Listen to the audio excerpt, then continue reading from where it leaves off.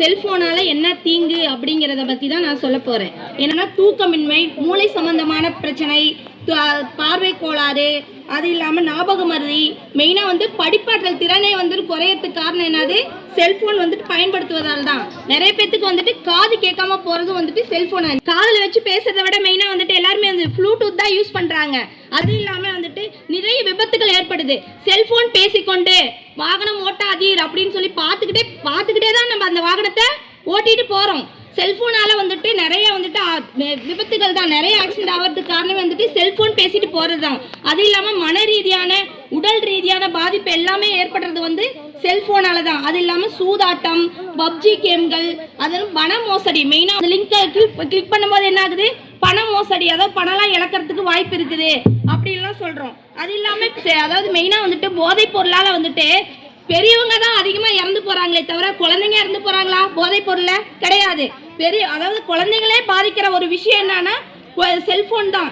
இப்போ என்ன, அதாவது நிறைய குழந்தைங்கள் நான் சாப்பாடு கொடுக்கணும்னா என் பிள்ளை கையில போன் கொடுத்தாதான் என் சாப்பாடுவே சாப்பிடும் அப்படிங்கிறாங்க. அப்படின்னா ஒரு 2 வயசு 3 வயசு குழந்தைய அடிமை ஆக்குறது என்னது, இந்த செல்போன் தான். இந்த செல்போனை நம்ம கொடுக்கறது பெற்றோர்களே, அந்த எல்லாருமே படிச்சவங்க தான் பெற்றோர்கள், அவங்களே அந்த கவனத்துக்கு கொண்டு வராம மெயினா போன் கொடுத்தாதான் என் குழந்தை சாப்பிடும் அப்படிங்கிற ஒரு எண்ணத்தை தூண்டுறதே என்னது, செல்போன் தான். அது இல்லாம அளவுக்கு மீறினால் அமிர்தமும் நஞ்சின்னு ஒரு பழமொழி இருக்கு.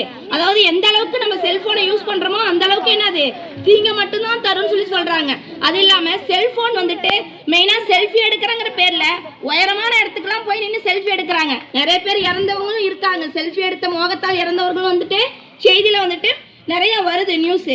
அப்படி இருக்கும்போது நடுவர் அவர்களே, இப்போ மெயினா ஒரு கேரளா மாநிலத்தில் ஒரு நைட்டு ஒரு பத்திரம் இருக்கும். ஆதித்யான்னு ஒரு பொண்ணு, இது உண்மையா நடந்த ஒரு செய்தி. என்னன்னா அந்த பொண்ணு லீவ் டைம் ஆட்டுக்கு அவங்க வீட்டில் செல்போன் கொடுத்துக்கிட்டே இருப்பாங்களாட்டுக்கு. நைட் டைம்ல ரொம்ப நேரம் அந்த பொண்ணு பார்த்துக்கிட்டே இருந்து செல்போன் வெடிச்சு உடனே இறந்துருச்சு. என்னது, 3வது படிக்கிற குழந்தை, 8 வயசு குழந்தை இறந்து போகுது. இது காரணம் யாரு, மெயினா செல்போனோட ஒரு இது தெரிஞ்சும் கூட பெற்றோர்களே கொடுத்துட்றாங்க. வேற எந்த டிஸ்டர்பன்ஸும் இல்லை, குழந்தை ஏதோ ஒன்று பார்த்துட்டு இருக்கட்டும் அப்படின்னு சொல்லி கொடுக்குறாங்க. அது இல்லாமல் நிறைய படங்கள், இப்போ ஒரு 2.0 படத்துல எடுத்துக்கங்க, டாக்டர் சலீம் அலி யாரு, பறவை மனிதர், அவர் என்ன சொல்லியிருக்காருன்னா, அந்த கதிர்வீச்சால தான் என்ன அது நிறைய பறவைகள் இறந்து போகுது. நம்ம நிறைய பறவைகள் பார்க்குறோமா? கிடையாது. பறவை இனமே அழியறதுக்கு காரணம் இந்த செல்போன். யூஸ் பண்ணுங்க, ஆனா அது எல்லாமே என்னது, நம்ம தீமைக்காக தான் யூஸ் பண்றோம், நன்மைக்காக எந்த ஒரு யூஸஸும் பண்றது கிடையாது. அது இல்லாம நிறைய இப்போ ஒரு இடத்துக்கே நம்ம போகும்போது நிறைய முன்னெல்லாம் ஒரு இடத்துக்கு போகும்போது வெளியே சுத்தி பார்ப்போம். ஆனா சுத்தி பார்க்குற பழக்கமே கிடையாது. இப்ப ஒரு வண்டியிலே போகட்டும், ஒரு கார்ல போகும்போதே நம்ம வெளியே சுற்றுலா போகும்போது கூட சுத்தி பார்க்கறது இல்லாம ஆளாளுக்கு எல்லாம் கையில போனை வச்சுட்டு நோண்டிக்கிட்டே தான் போறோமே தவிர வெளியில இருக்கிற இதெல்லாம் நம்ம சுத்தி பார்க்குற பழக்கமே இல்லை. அதே மாதிரி இப்ப நிறைய இடத்துல ஒரு கடைகளுக்கு போனாலும் சரி, ஒரு ஹோட்டலுக்கு போனாலும் மெயினா செல்போன் எடுத்து என்னது, ஃபர்ஸ்ட் போட்டோ எடுத்தா ஸ்டேட்டஸ்ல போடுறாங்க. இப்போ ஸ்டேட்டஸ்ங்கிறது எதை முடிவு பண்ணுது, செல்போன் அவன் கையில வச்சிருக்கிறத பொறுத்து தான் ஸ்டேட்டஸ் முடிவு பண்ணுது. அந்த மாதிரி சூழல்ல இருக்கிறோம். அப்படி இருக்கும்போது நிறைய பேர், இப்போ நானே நான் சேலம் டிஸ்ட்ரிக்ட், நான் இப்போ ஊருக்கு நான் போயிருந்தப்ப ஒரு அது உண்மையா நடந்த ஒரு சம்பவம். நடுவர்களே, 6வது படிக்கிற ஒரு பையன், அதாவது லீவ் டைம், மே மாசம் லீவ்ல கூடு விட்டு கூடு பாயறத யூடியூப்ல பார்த்து அதை மாதிரி செய்யறேன்னு செஞ்சு இறந்துட்டாங்க. நடுவர்களே, உண்மையா நடந்த ஒரு சம்பவம். இதெல்லாம் மெயினா என்னது, அதாவது போதைப் பொருள் நம்ம உட்கொண்டா மட்டும்தான் வருது. ஆனா கையில வச்சிருக்க செல்போன் என்னது, நம்ம கைக்கு வச்சிருக்கும் போதே அது பாதிப்பு ஏற்படுத்தி என்னது, உயிரை கொல்றது. அந்த அளவுக்கு செல்போன் ஒருத்தரோட உடம்பையும் சரி, மன அழுத்தத்தையும் சரி ஏற்படுத்துது. நிறைய செய்தியில பாக்குறோம், ஒரு குழந்தை கையில வச்சுக்கிட்டே தூங்கும் போது இப்படி பண்ணுது. அந்த மாதிரிலாம் நியூஸ் பாக்குறோம். ஏன்னா குழந்தைங்கள்ட்ட அந்த செல்போனை கொடுத்து என்ன ஆகுதுன்னா, அவங்க தூங்கும் போது கூட அந்த செல்போனோட ஆக்டிவிட்டி பண்ணிட்டு இருக்கு அப்படிங்கிற ஒரு சூழ்நிலை ஏற்படுத்துது. அது காரணம் எது, செல்போனோட ஒரு இதுதான், அந்த அடிமைத்தனம் தான். அது இல்லாம போதைப் பொருளுக்கு விழிப்புணர்வு நடத்துறாங்க. ஆனா செல்போனுக்கு ஏதாவது விழிப்புணர்வு நடத்துறோமா? கிடையாது. ஆனா பள்ளிகள்ல அதை மெயினா யாருக்கு நடத்தணும், பெற்றோர்களுக்கு அதை முன்கூட்டி நம்ம சொல்லணும். ஏன்னா ஒவ்வொரு குழந்தைகள், இப்ப 2 வயசு 10 வயசு ஒரு சிறுவன், அவனுக்கு தனியா ஒரு செல்போன் வாங்கி தராங்க. காரணம், பெற்றோர்கள் அவன் போன் வாங்கி கொடுத்தாதான் படிப்பான்னு சொல்லி சொல்றாங்க. அதே பெற்றோர்கள் எங்கள்கிட்ட போனை பாக்குறதுனாலதான் கெட்டு போறாங்கிறாங்க. அந்த போனையா வாங்கி தரீங்க? குழந்தைகளோட படிப்பாடல் திறன் குறையறதுக்கு காரணமே அதான். 2025ல 7000 குழந்தைகள், அதாவது கணக்கெடுப்புல சொல்லியிருக்காங்க, ஆரோக்கியமற்ற ஜங்க் பொருளை வர என்னது மெயினாக வந்து செல்ஃபோன் தான் வந்துட்டு அவங்களோட மூளையோட வெண்பழத்தை கெடுக்குதுங்கிறாங்க.